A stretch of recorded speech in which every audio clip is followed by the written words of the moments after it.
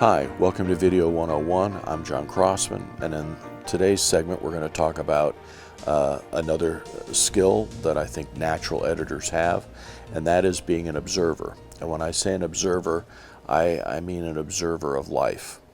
And that might sound a little fuzzy, but I give this example because I think I've always had some people are just observers and some people aren't. And so if you say, well, John, what's the difference between a 65 Mustang and a 66 Mustang? You could show me pictures of them and I could tell you which one was which if I could see the back gas cap. Because in the original Mustang that was released in 64, 65, it had a dark center where the little pony icon was. And the gas cap is right in the center of the back of the car.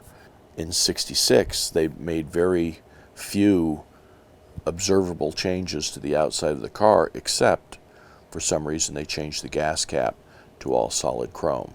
I wondered why they did it because I thought the black center looked better. And of course this is back when I'm 10 years old, but I've always looked at things like that. Do you notice how the leaves blow off a tree? If you ever have to recreate something like that, then you can remember this is what that looks like. Have you ever watched how fish swim?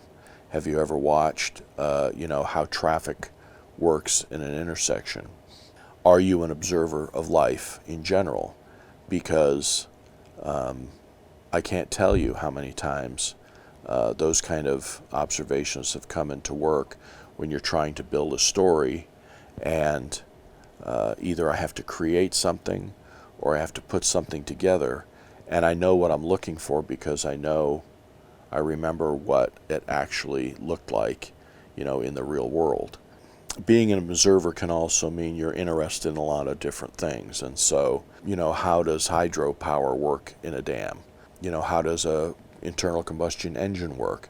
How do these new electric cars work? I mean, I just have a curiosity about how things work.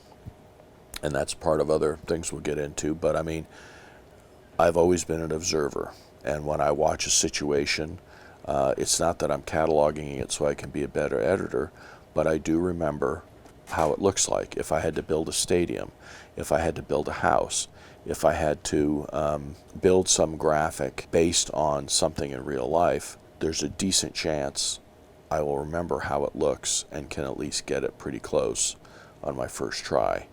And so, as you look at some of my demo material and you look at the graphics,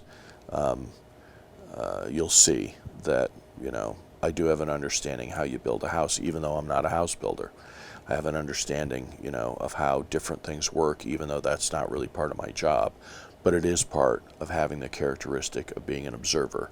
It's not you have to have it. I just have found that it's been extremely useful in my career, and I think it would be extremely useful in any editor's career to have an awareness of how things work around you. I'm John Crossman.